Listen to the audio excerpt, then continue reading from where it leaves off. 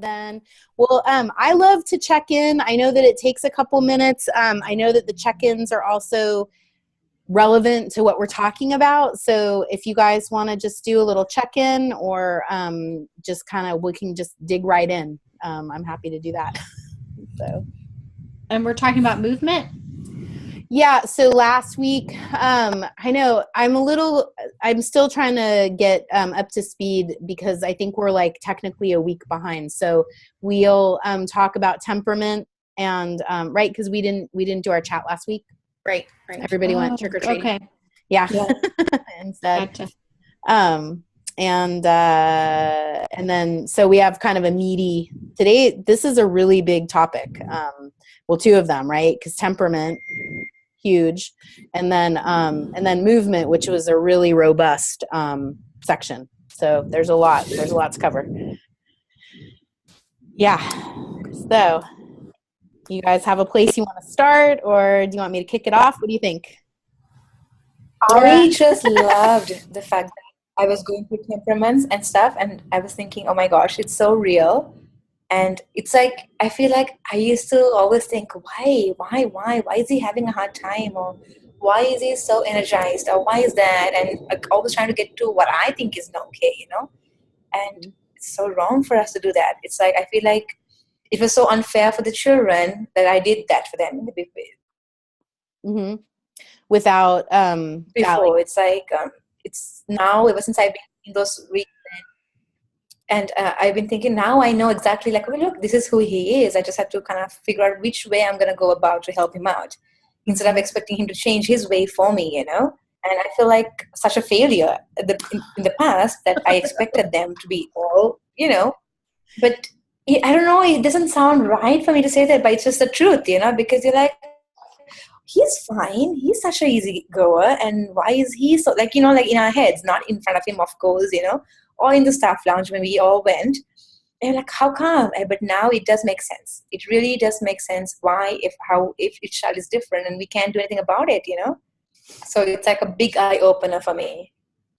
That's great that you were so moved by the, you know, just learning about the different temperaments. And then I think there's also, you know, Dr. Montessori felt so strongly about the spiritual preparation of the teacher, right? She like wrote about it and lectured about it, like in every book, you know, and so the temperaments piece, I think, is part of that preparation, right? Understanding ourselves and our own temperament. I read through all of your reflections, you know, did your own temperament, and then the temperament, I think Laura, you did, was that your son, Eli? Yeah. Yeah. And so, and then there were just, you know, I read through that and I was like, oh, our children are so often perfect mirrors, right? Of us. When I did his temperament, it really shed some light on his behaviors for me. Is my talking up to speed? Because I can see that my video is slow. But yeah. Oh, okay. I'm with you. I just look weird. Yeah, there's a little delay. Yeah. But like, I was always just like, why does he run from one thing to the next like some sort of wild animal? I was just like, oh, it's just crazy all the time. But then I was like, wow, okay, he is an active learner. Like, this is a real thing. And here's some very specific steps on what I can do to support him. And as soon as I started, you know, following them more, I had more patience with him, especially in the classroom. Mm-hmm.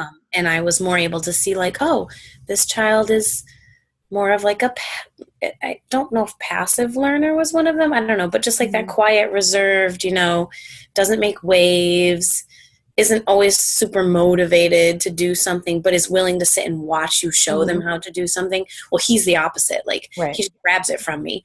And I'm like, well, hold on a second, man. Like, you don't even know. And then 2 seconds later, he's really frustrated because he can't do it. And he throws it across the room. And I'm just like, oh, okay, now I understand why you do this. This is like your thing. But right. then it reflects back in me. I'm an adult, so obviously I don't get frustrated after just a few seconds and just throw it. But I am not always open to experiencing new things, especially if I don't know how to do it. That makes me really Right. uncomfortable. I'd rather completely avoid it and just do it the way I've been doing it because that's what I know how to do. And so Sure. I don't want it for him. So we have to figure out what to do. Oh, Yeah, I really liked the infant toddler temperament tool. What was that called? The IT3. yeah.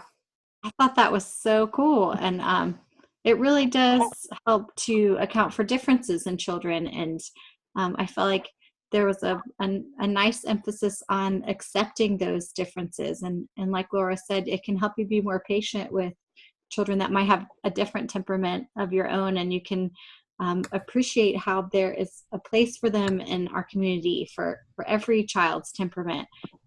Like we need the people that are willing to not calculate risk and jump out of a helicopter and save people. Right. So, I know. I loved that analogy also. yeah.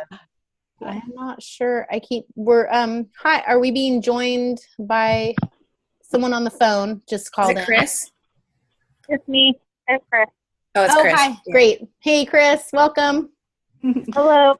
I'm starting to recognize the area code, Oh, even though I definitely don't live in Montana. But well, Montana's just a couple states away from Oregon, right? I did not recognize the area code, but that was a good pro tip, Laura. Thank you. you're welcome. I think that one of the things that that occurred to me as I was reading through all of the temperaments is that it's such a like when we talk about social justice, like peace and social justice on a at the infant toddler level, this is really what we're talking about, right? We're talking about differentiated learning. We're talking about identifying the special person that each child is and like what their challenges and gifts are, and then really supporting them in the best way that we know how. And to me, that kept coming up, right? That when we embrace this idea of temperaments and use our knowledge about temperaments to guide the behavior of the children in our care, it really is that social justice piece, because that's what equity is. It's not necessarily everybody gets the same.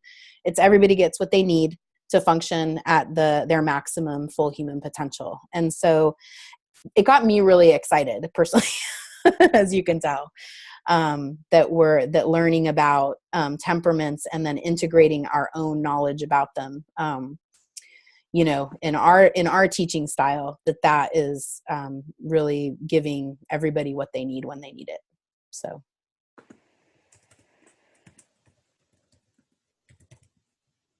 I want to write that down. Oh, Hold on. okay. Like Equity. So, how are you doing, Chris? What's on your mind tonight? Sorry, I had it muted. I'm doing good. I'm deep into parent-teacher conferences, so Right. that's what we're doing this week and next week. Yep. So I did find a couple of things on the AMS website that we used for our conferences. So, and then I used the questionnaire that I got from Mercedes. Oh, great. And I've had 3 conferences so far, and they've turned out to be pretty good. I like the way that they're going this year instead of last year. So. Were you able to incorporate some of the tools that, I know that you're just kind of right in the beginning of the course, but it sounds like, what was the AMS conference website? What did you find? What resource was helpful on that website? There was some lists of things that our toddlers are doing and supposed to be doing. Oh, okay. And so like, but it's like, are they doing good at drop off? Like it was Sure. It was just a list of things and different, like the social emotional and the language and all that different stuff that was geared towards the toddler instead of the 3 to 6 like I had. Mm-hmm. So, and then it was like, not yet, sometimes, frequently, like that. So I liked the way that it was like that. And then I sent out the questionnaire that I got from Mercedes earlier, like a week earlier. And so when I sat down with some of those parents, being able to say, what have you noticed at home? Like, what are they doing at home to be, and then how are you helping them be independent? Because I haven't had I have one on Friday from a little boy that his parents do a lot of stuff for him. And Mm-hmm. so I've been trying to show them that, look, he can zip his own coat, and look, he can put his own boots on, and they still carry him into class, which is here nor there. But my boss was like, they need to walk in, they can open their own door, and it makes them feel like they're a big kid, like going to school, and they are. And so I'm really excited to have a conference with them this week or on Friday, because it's like she is thinking, oh, well, we do all this at home. I'm like, I don't. That's the hardest, I think, too, is when you have like a parent or you have a teacher and you talk about independence and you know that they're not quite there philosophically because you see evidence of it. And then they're like, oh yeah, I do all those things. And you're like, well, do you do you do all those things? Because oh, you mean like carrying to class, right? Okay, so that it's like there's not that connection that's being made. So you're feeling like you have more relevant, like toddler specific outcomes that you can talk about, and then also it sounds like the pre-conference questionnaire will support you in guiding the conversation during conferences. Is that what you're saying? Yeah, I do, yes. And then I like the way it's just a conversation instead of me telling them what I see at school, and I'm also getting a conversation between them and I and creating a relationship instead of just saying, this is what your child's doing at school and this is this. And like, I'm asking them, and with the guidance of the questionnaire, like, what can I help you with? What are you guys working on at home that we incorporate into school? And so, good. So I really like the way that it's going this year. Then, because last year it was hard. I had a 3 to 6 year old conference report, and then I had an old one that they hadn't used in a long time. Mm-hmm. And so I was trying to merge them in together, and I was like, this isn't working. Like, it worked, but I didn't like it. And so this year I'm so excited about it. So, good. And I love Temperament, where you went in and put in the the temperament tool. Mm-hmm. And you put in the answers. I love that, because I have one younger 3-year-old that comes over for rest time, and that has a huge difference between. And then actually, like the movement this week or last week, and in his classroom, I talked to his teacher and said, okay, like I'm trying to incorporate movement into my room. Like, they were talking about carrying jugs of heavy stuff or baskets with beans in it. And so she made all the different colors in a gallon milk jug. So she made red, blue, all the colors. So there's 7 of them, I think. And so he, one of the games or one of the works for him today, when he is going around interrupting everybody's work, was she went and hid all the jugs, and then he had to come and find them and bring them to her, and then put them back. So it's seeming to work really well for him, because then she was like, he did that work, and then he sat at the light table and traced all the letters for like 20 minutes. So I'm excited that I get to share some of that stuff with her also, because she has and then they're kind of close to my heart, because they were in my toddler class last year, and I sent them to her, and I was like, oh, I don't want to, they're not old enough to see me yet, but so ideas with her to help them also. So that's great. The story about this little guy, you know, it really sounds like we covered maximum effort, right, this week. Did you guys read about maximum effort? yeah.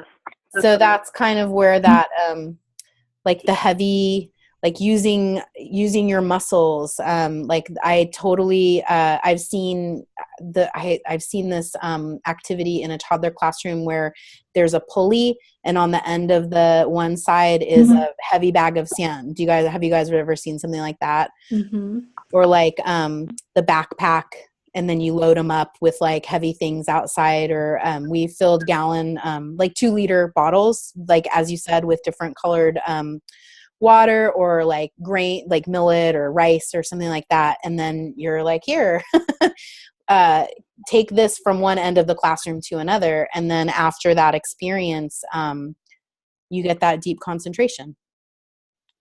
I have 2 boys in my class this year who, one of them is a really young too, like he just turned 2, and he seems to be like, everything is so fun, and so he wants everybody to join in with him and like slapping his and doing those things. So I was like, what can we do to find something to help him not do that? And so I had a big thing of beans, and I was going to put it in this big barrel that I have with ropes on the side. And I was going to have him put the beans in it and take it out and push it around. But then before I could even show him anything, he got in the bucket, and then they were pushing him around. And then he took turns getting in and out of the bucket, and then pulling the rope handles and pulling them all around the carpet. And so it was awesome. They were working together, and some people would get sad because it wasn't their turn, and then somebody else would be like, could be next. And so it was really an awesome experience to see them. So I'm excited. I was excited about last week's movement. Well, it's a pretty big theme, right? In the toddler classroom movement. We have a ton of snow now, so it's hard for us to go be outside for a long time because it was sick. And then I was thinking too that my husband and I were like, this is the first year that they could actually walk in snow.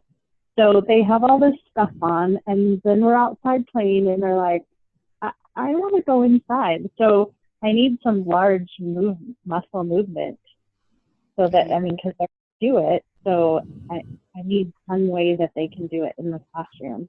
So yeah, it was very cool. Does anyone have a loft in their classroom? Like a climber, you do, Rashani? I do. I do. And so I've always been curious, like we have one in our infant room, but not in our toddler room. And I have wondered what kind of a difference that would make, and how I would manage the activity. Like, it's hard to imagine that they would do anything else. Do you know what I'm saying? Like if you gave them a climbing structure. No, so Uh-oh. So what happens with us is that on the loft, it's not a big loft. It's like a 3-step climbing structure with a slide on it. And so they want to go on it, of course, and we let them. And then so some 2 times, and then they're on their activities or different tray work. We don't stop them. We feel like every time we stop them, they get irritated, and that's it. And they'll go about 5-6 minutes, and then they're okay, and then they go back to painting or to a different life activity when they do. And so during the day, there's always someone in there. So because they would be working on some different activity, they'll finish it, they come back to it, they can't. So it's like a natural rhythm. It's beautiful to see, because it's not like us telling them, okay, let's go outside and play. They do something very beautifully, and then they put it away, they go on the loft, kind of get the movement they require on their own, and they go back to some, like maybe the library area where they read, like sit down and just be like lazy around, and then go back to different activities. So they have kids themselves have that in them, that they do it and they walk away. Mm-hmm. And we feel like every time we kind of try to stop that, which is lunch time, of course, because when we all sit down and try to eat, and there's always somebody who wants to go in there, Mm-hmm. then they get like, no, but I mean, they're still working on using words, but then they're not happy about it, So we try to incorporate during circle times and stuff, saying during lunchtime, it's time for us to sit down, all of us to be together and eat together. That way they kind of get the routine in their system too. But it works okay. At first, we thought it was not going to work too, but it actually works beautifully. The fact that we have the loft in the classroom. Yeah. Well, yeah, I appreciate that. I guess, where, I'm not sure. So Chris is in Montana, and then will you remind me, Rashani, where are you in California? Did I remember that correctly? No. Where? Los Angeles, yeah. Okay, you are in LA. So you have no problem in going outside any time of the year. You guys are outside. And Laura, we do. Actually, we do. Because we have lots of heat waves. Okay.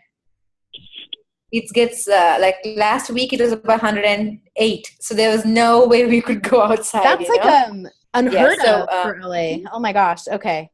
No, that's just normal for us, 108. And, what? The thing is, what we do is, it's crazy. It's really crazy. Usually our limit is 90 degrees. If it's less than 90 degrees, we go outside. Mm-hmm. But during summertime, it's always 100 or more. So we don't get to go outside at all. It's hectic because kids are always inside. But having the loft in our school classroom right now actually makes it easier, right? Because they still get the movement that they require. Not as much as outside, but at least there's something in there. Okay. And then what about Laura? Will you remind me, where are you geographically? New York. Okay. Finger Lakes area, mid state, really. Yeah, we pretty much. I mean, winter's not that bad, and we technically don't have any temperature regulations placed on us. We can go outside based on our discretion. Okay. But we go outside almost every single day, unless it's pouring rain or really windy and cold. We're going to go outside. We don't have a gym.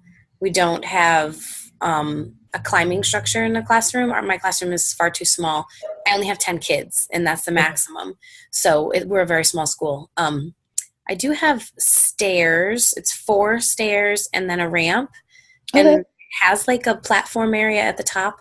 But I wouldn't really call it a loft. It's not that high. It doesn't have a ladder. But it's something. Yeah.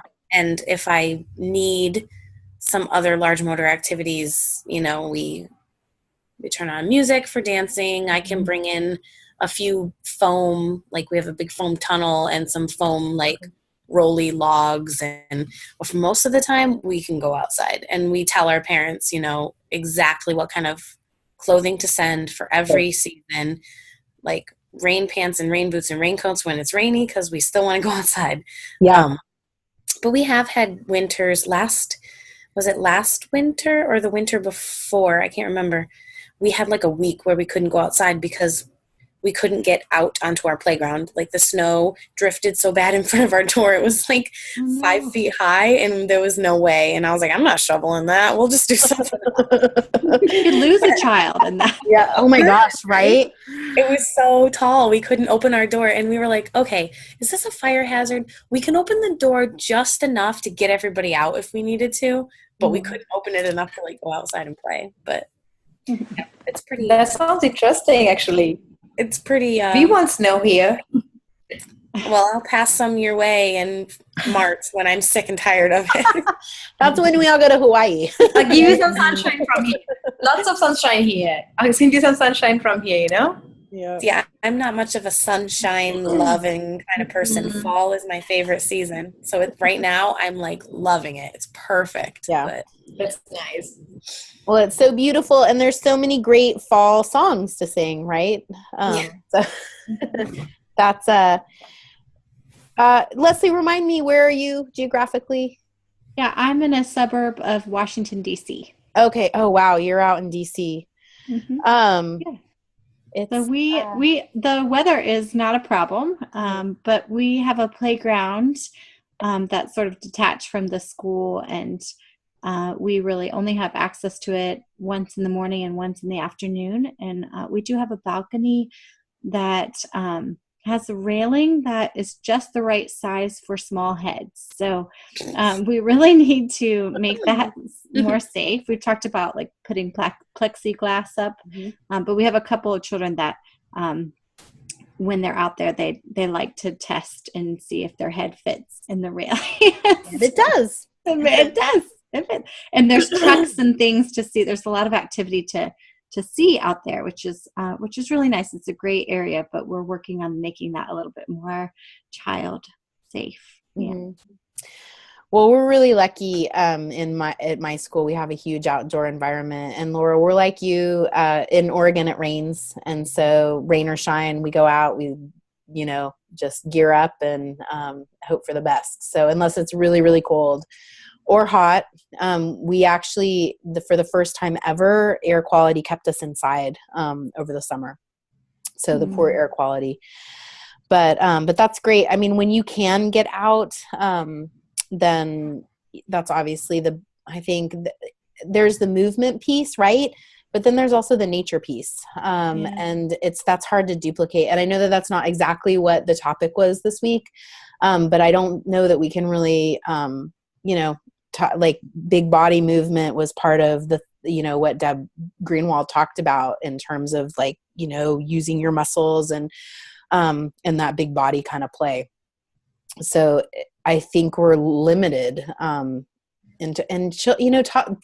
you heard, someone told me recently that we don't walk so much as we fall forward and catch ourselves. And toddlers, their heads are so big compared to the rest of their body that once they start going, I think that they honestly that they have to run or else they're going to tip over. So I try to like think about that when they're just crazy. And then, we all have that kind of, that kid that Chris has who is such a joyful, wonderful little person, but they want, their idea of a good time is like rolling around on the floor and like tackling people and dogpiling. And then they want everyone to come and join in the fun. And that's really hard to navigate, because you want to honor the youngest child's need for movement, but also where's that limit and like how far should we let them go until we bring So in that case, because I've had other children that are like that. Now, I don't promote roughhousing, so to say, because that's just not safe. And I don't think that parents of very young children should do that too much just because it's hard for them to know the difference. But like I have gotten down on the floor and, let them sit on my stomach and wiggle around or not do like airplane with them because that's just not safe, I don't think. But just be a little more physical. Like I find that some children like that, they just want you to touch like their whole body. Like they just want their whole body, or they want to touch your body or someone else's body. And I think letting them know that it's okay with me if you approach me and ask, that I can sort of give you that, but other friends it's not always okay with because people get hurt. I guess it's just a fine line, and I don't always know where to draw it at school because, like you said, I want to provide that for them and I'm comfortable with it because I'm a very touchy-feely kind of person, but not everyone else is, and I want to respect their space too. So I don't know. That's kind of when I see that kind of rough house happen, I'll ask so I'll channel it sometimes. Shall we sing the Jump Up and Down song? Do you guys know that song? The Jump Up and Down at all? I think you need to sing it for us. Yeah. Well, so well, Leslie, what are you wearing today? Right? Like what do you have? I'm wearing sweater? Orange. Okay. Orange sweater. An orange sweater. So my friend has an orange sweater on. My friend has an orange sweater on. My friend has an orange sweater on. And her name is Leslie. Come on, Leslie, jump around. Come on, Leslie, jump around. Come on, Leslie, jump around. Jump around and sit back down. So I'm aligning my energy a little bit, right, with theirs, but also giving a framework for it. And so when that kind of big energy comes up, oh, let's sing the jump up and down song. And then it's like a cycle of activity and they love that. I ask them if they want to row the boat. Do you guys do that? Yeah. So you sit in front of somebody and you hold hands and row the boat. Yeah. That can sometimes turn into a little dog pile too. So, so have to manage it. And then along the lines of what you're saying, Laura, is I do like squeezes. And some of those kids just really respond to that deep pressure. And I'll be like, oh, like a snake, can I give you a big squeeze? And, I'm kind of a bigger person, so I can really wrap them up and, and I'm squeezing you like a boa constrictor. And then that deep pressure. Back in the office, okay. And then the release seems to be something that can be grounding sometimes. I'm sorry, Leslie, what happened? That's my cat. Sorry. I couldn't ignore that one. I was like, wait, why is the screen all furry? What happened? Yeah, along those same lines, I've done like let's make you into a burrito or something.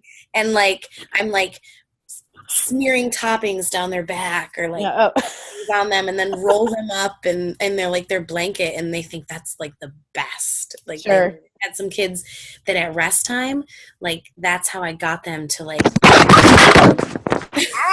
oh my gosh. Earthquake. Sorry. That was my iPad. Was startling. Go ahead. Sorry, Laura. But like that, like you said, that deep pressure, some kids really, it helps to ground them. And my daughter actually in the preschool classroom, even at like age 4, she still like bumped into things a lot. Not much because she had sort of like an equilibrium sort of issue, but like she wasn't exactly aware of her body in space yet. And sometimes it was hard for her to sit still or to, not bump into things. But her teachers told me, we notice if we just give her like some gentle squeezes down her arms, down her legs, then she's sort of like grounded. Like it helps them realize where their body starts and finishes. I don't know. Like, well, they're not just like floating through the breeze. Yeah. I think it sounds kind of similar to what a technique that occupational therapists use with the joint compressions and the squeezing and yeah. No, it's great. I'm a very affectionate person too, and I occasionally come across a child that isn't, and it's usually around like a moment that we're like celebrating, like I get excited, and I'll give them a hug or a squeeze. That might be really helpful to another child, but to that child, you can see, their eyes get really big, like that was too much for me. And the one little boy that has been biting in our class, like he's like that, like he's almost averse to touch. So like, wow, touch is overwhelming to him. And so he's been saying, I need my space. And he has the words to say that, I need some space. Wow. And, so if I do that to him and I just sort of, I'm not thinking at the moment and give him some squeezes when he doesn't want squeezes, I'll say, oh, I don't think you liked that. Like you can tell me I need some space. So we practice that sometimes too. Well, that's quite a pretty big cognitive, like that, to have that ability is that shows a lot of maturity. Yeah, he's almost 3. Yeah.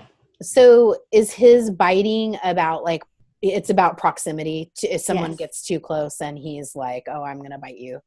Yeah. And it usually works to have someone will back away from you if you bite them. Oh yeah. So it's very effective. Works really well. It's very functional. Yeah.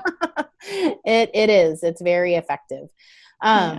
So how are things going with him? Is he making some progress then in, he's using his language a little bit more? I need space. Yeah, he's doing really well. We're still keeping really close watch and supervision of him, but Good for you. he isn't. Some children. Well, we know children bite for a lot of different reasons, but a lot of children that are biting also have limited language. But he has lots of language. He is very verbal, and he loves to sing.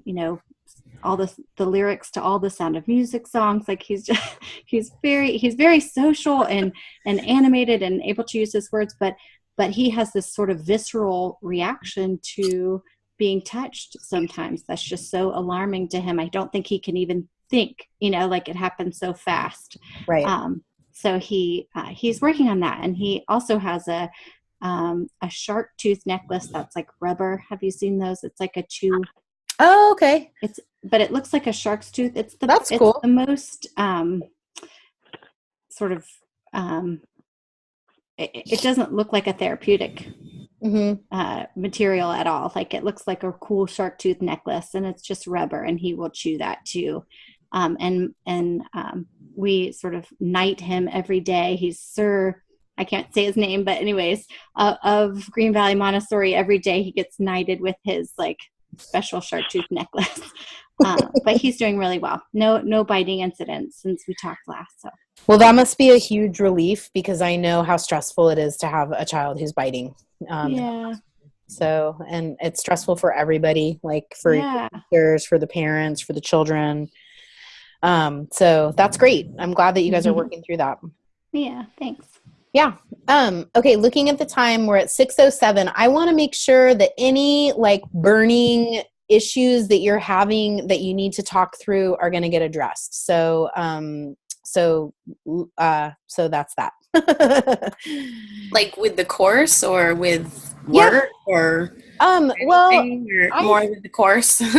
I mean, I'm pretty open. I think that like this topic, the topic of temperaments and the topic of movement is pretty broad. So my sense is that if you have an area that you'd like to troubleshoot, it's probably going to be relevant, right? That would be ideal.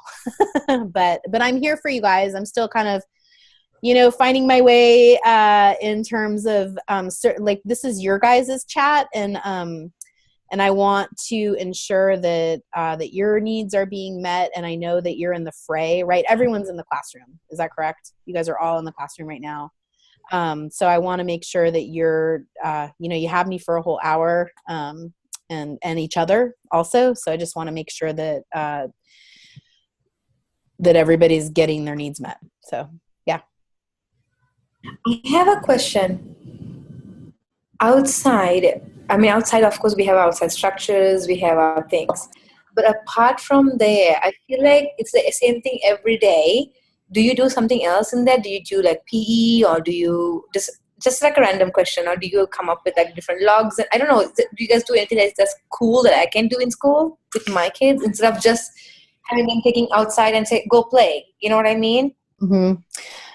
I don't know. I feel like, of course, most of the teachers do look forward to it because that's like the time that they get to kind of breathe.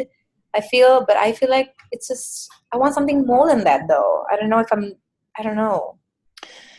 Well, what do they do? I mean, do they sort of wander aimlessly or Some do. Some goes right into this. Some goes right into the structure, and like or the bikes or whatever that we have. Some just wanders around. I feel like there's like about 3 or 4 kids who just don't know. Like not that they don't know, because I always go and encourage them. Let's go do this or that, or let's play with the balls. So we got some hula hoops for them, some tunnels for them to kind of go through it. It's something different. I don't know. I feel like something building stuff. Yeah. Well, do you have sand? Do you have sand, like a big sandbox? No. So that would be one thing that I think is great, sensorially, and also there's so much transfer that happens. So the way that I look at the outdoor environment is really as an extension of the classroom. And so we actually, when we went into our building, we made them take the climbing structures down. Like we didn't want any like jungle gym or apparatus because we wanted there to be kind of like a playscape. So we have more of a natural, it's like a park, and there's different activities like climbing activities, and there's a tunnel that are more like built in to the environment. And so the structure, I think, is hard because it really is it's not an open-ended material, right? There's kind of a way to use it. Limited. Yeah. It's limiting. And what happens is that the children, their games around it will change, but it is, it's kind of limiting. And so we really like sand. We like water. We use a lot of loose parts in our environment, things that the children can pick up and carry and travel. So there's a ton of buckets and shovels and, what do you call them? Funnels. So that really when the children come outside, all of the things that they're learning how to do, like transfer or, like for example, we give a lot of yarn away, right? Like the children use the yarn, and these are the more of the older children, but some children won't engage with the dressing frames. But you know what? They'll work for a long time trying to tie a knot around a stick. They'll work for a long time trying to tie a knot around a piece of chalk or something that they can use to go fishing, right? So thinking about the kinds of experiences that we're offering inside and how can we extend those outside? What kinds of materials can we introduce to allow or to compel, that exploration just with a different medium. Does that make sense? And I think No, that it does make sense. Yeah. In the videos on movement, when they talked about just having like uneven terrain outside, like a hill or, my playground used to be a parking lot because the building was a lot of things before it was a school. So we just had wood chips, and we were working really hard over like the past 7 years that I've been there trying to grow a little bit of grass, and it's finally working. But just like we have like some wood chips and some grass, and the grass area is like not pretty and it's so rough, but they love it. And there's like they're actually like caps to the septic tank. Glorious, right? But well, because they were covered by the wood chips, but they're plastic and they're secure, like nothing's gonna happen. Sure. But they're hollow, and so you knock on them and they ding ding ding, and so the kids are just cool. Like, whoa, and they love that.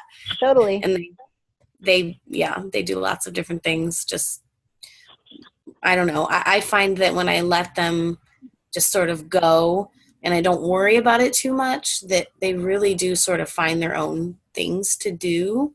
And I need to direct them very little. But we also have like a little area where there's some really large lilac bushes. And so lilacs, I mean, I'm sure most of you have, I don't know where they all grow, but whatever. So they grow really close to the ground, and they come right out of the ground and branch off very wide. So there's like areas to climb and stuff like that is a lot of fun. Not every school has that option, but that natural climbing is so much more interesting to them than our little structure. Right. No. Yeah, it's great. So I've started the issues that I have in the classroom, like we have these stairs that go down into our coat room, and then stairs that go down like a sunken living room kind of. And then they like to jump off of that. So we're always saying, where can you jump at outside? So we have this there was a dead tree in our yard, so we had to cut it down. And then there's a tree stump, so we always jump off the tree stump. Or we have a big huge log that they can push around, because we always say you can push the log, and you can, when we go outside, you can push the log. We don't push our friends, whatever. So I always try to think of things like they are doing in the classroom that we talk about doing outside. So we also have a bunch of logs that are just cut up, and like right now it's very exciting because we've been building campfires. in the snow. So and carried all the logs and then build a fire. And so we have some play structures in our yard, but we have more natural stuff. We have we did a big fundraiser and they bought some big like Legos, but they're all made out of natural wood for outside, and they're huge. So we build different things with those, and yeah, that's what we do. We have shovels. Right now it snows, so we have a bunch of snow shovels, and we spray the snow with water. We scooped it all into a bucket one day and made ice cream with it, and yeah, so I kind of use the outside as an extension to the classroom also. And if you live where there's snow, ladles make amazing.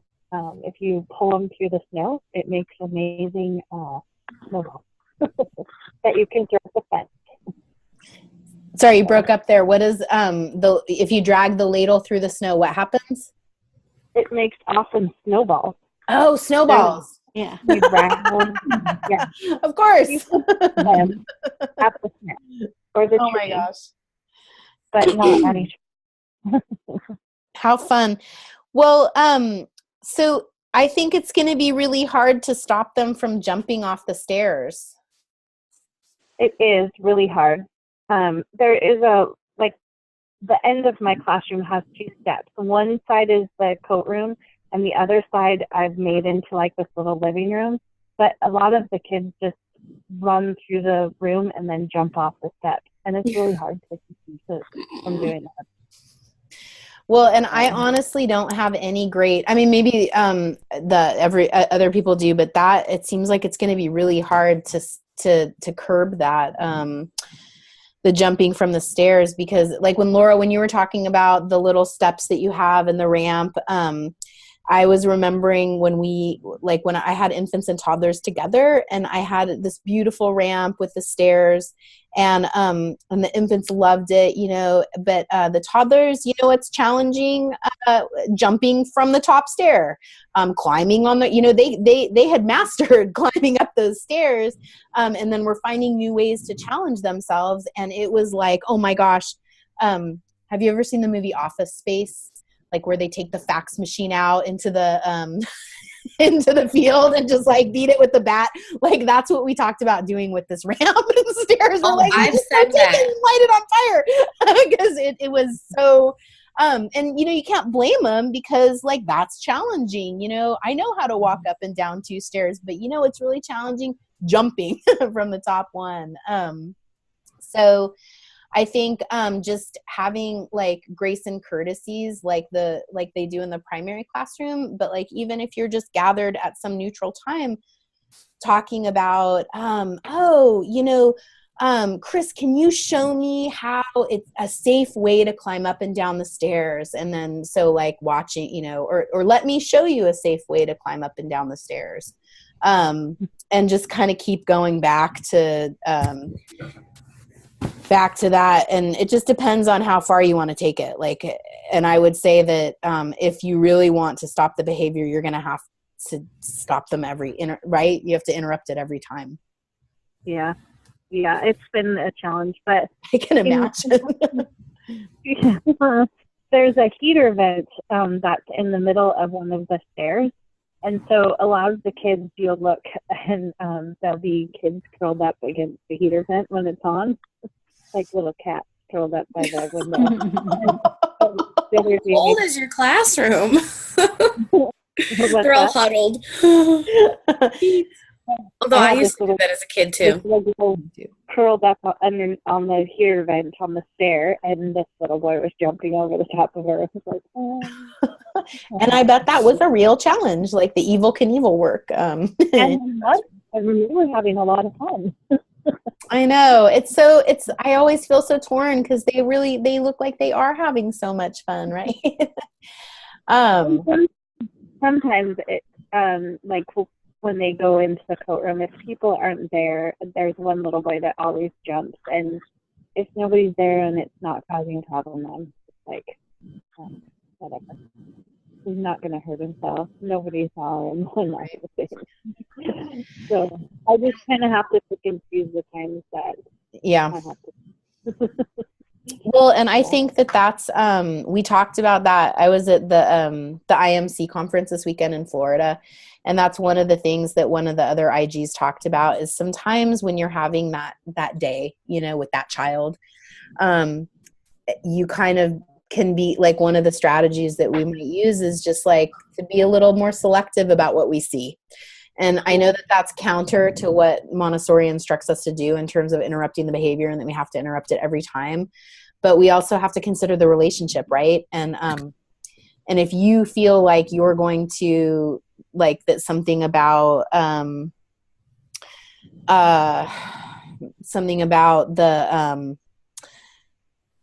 this interaction or this day or whatever is going to kind of pull on your relationship a little bit, that it's probably, you know, better for everyone if you're like, I did not see that. I did not see that child just jump from those stairs. Like, so for whatever that's worth.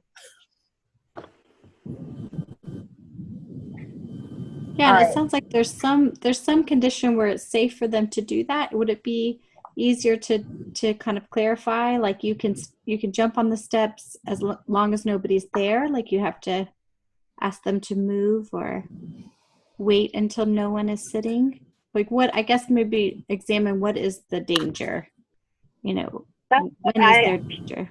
about too, is like, can we say, you know, if nobody's on the stairs, but my boss is like, they should walk down the stairs. It's grace and courtesy. We are never allowed to jump down the stairs. And so I kind of have to follow her lead. But I feel the same way. And besides, too, we have slides in our playground. I think one of them should be an up slide. I think that the kids should be able to climb up the slide. But, we have an up slide. Yep. Well, I feel like we're kind of in that rethinking your comfort zone place right now, right? Yeah. Well, I'm trying to, someday I will win the battle with her. She's like, people can get hurt and they'll fall through. I'm like, no, they'll be fine. And so the kids, and it's really funny because the older kids, when I'm out there, they know that I let them play on the slide. Oh, no. Like, I see nothing. You know, I hear a lot about how people will get hurt if you go up the slide, and I have never seen anyone get hurt. I mean, like, that's not a rule at our school. Like, we will come in and help the children negotiate if somebody wants to come up and someone wants to come down and there's a communication issue. But I have never needed to have, like, and in fact, that was one of the first, like when I worked at a Montessori school, I was like, wait, why aren't we letting them, why aren't we letting them go up the slide? You know, cause it's not safe. And I'm like, well, what specifically is not safe about Why it? is it? And I am a serious, like, I love the rules, you guys. I love rules. I love to follow the rules. I love to enforce the rules. You know, I like it when the rules are very clear, and there's no, like, you know, gray area. But the up and the down slide, I never really got it. And I think that that's part of that comfort zone. You know, the slide's for going down. Well, except when it's for going up. So yeah. I agree. It's too bad that it feels like a battle. And I think that that's one of the things that is hard, you know, navigating those, and actually the only rule, like if a teacher thinks that something that a child is doing outside is unsafe, then it is. Like, that's kind of our rule. And if a teacher can explain to a child or explain to another teacher in a way that is very clear why it's not safe, then we default to that person, to that idea. So I would just want to know, well, explain to me, like, what about going up the slide is not safe, and how, and explain it to me like I'm a kid so I can really understand. So. That's awesome. I'm writing that down. Oh, yay.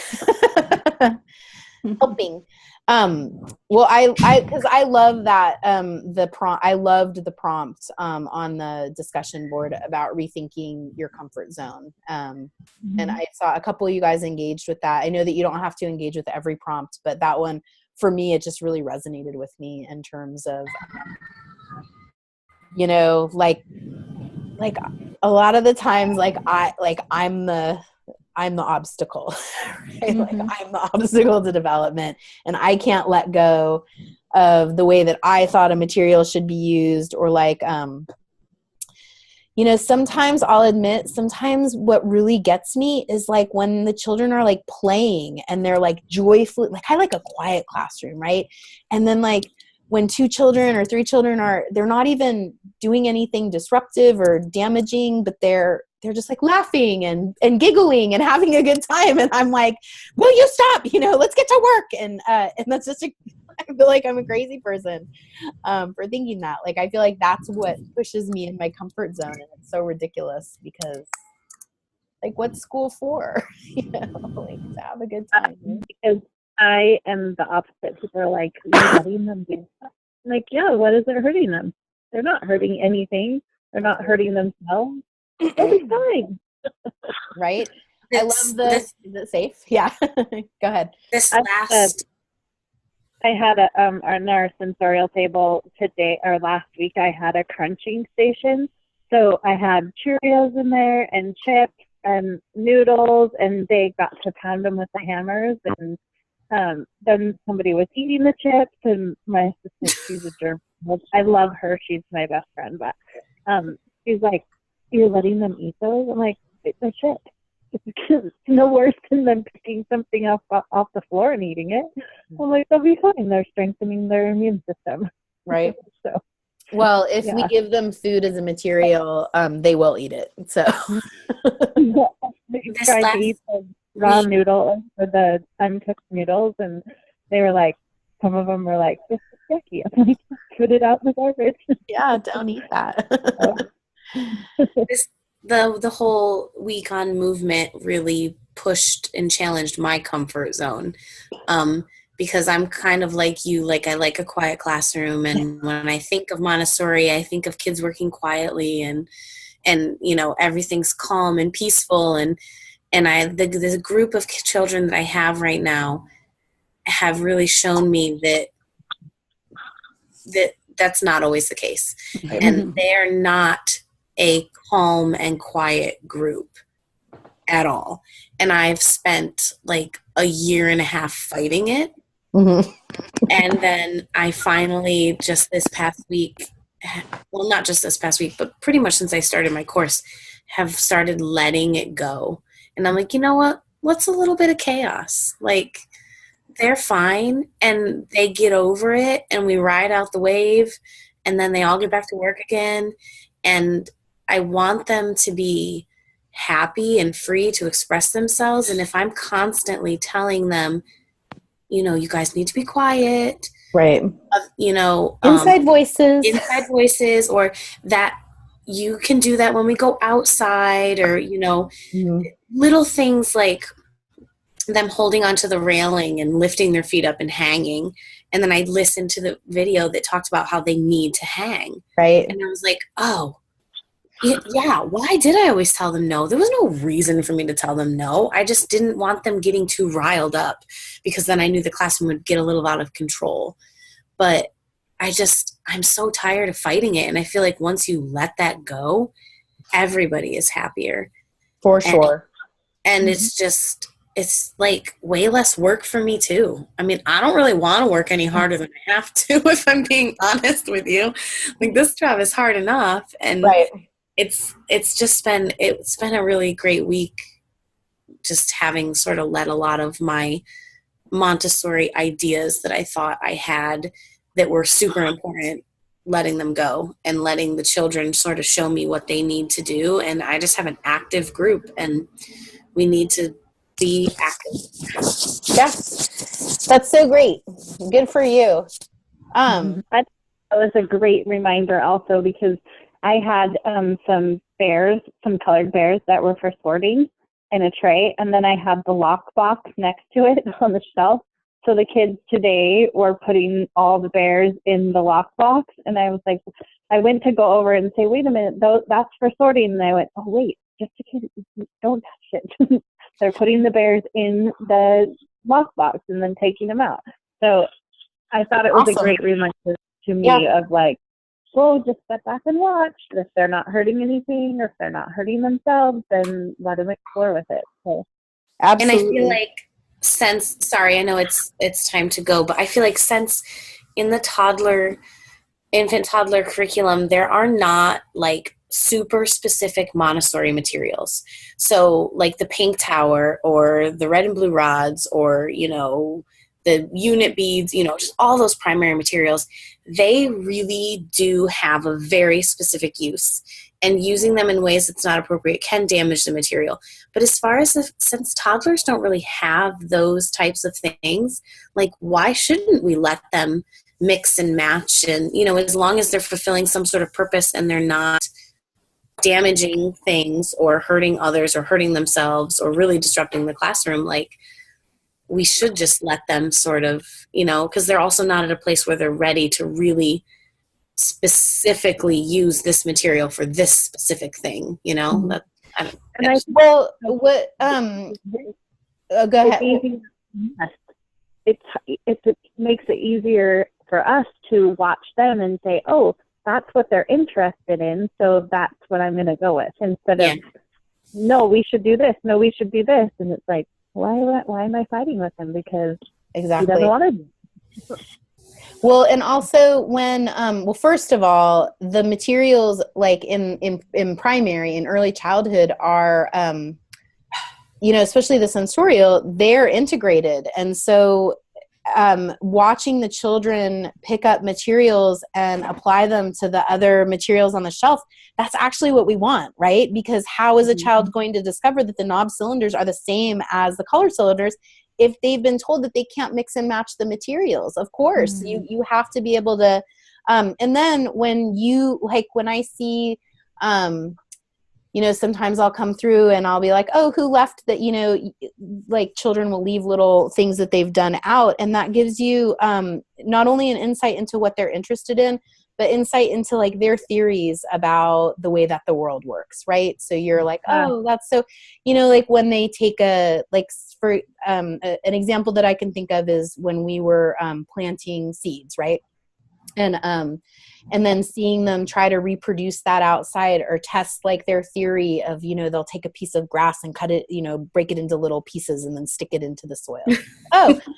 So they're testing this theory that they have about how things grow, and how would they know that a seed is different than a blade of grass, or that's what it looks like to them. And so it gives us some insight into where they are developmentally, and then how also to better meet their needs. Right. Mm-hmm. All right. Well, we're right at time. I'm getting ready to leave the country. I'm going to British Columbia tomorrow with my family to have a little mini vacay. But Leslie, did you have some closing thoughts that you want to share before we sign off? No, not in particular. All right. Yeah, okay. Thanks. Anyone? All right. Well, I feel like we're at a good place to say goodnight. Okay. Have fun. All right. Thank you. If you need me, email me and I'll help you however I can. All right. Thanks. Okay. Good night, guys. Good night, guys. Bye. Bye, everybody.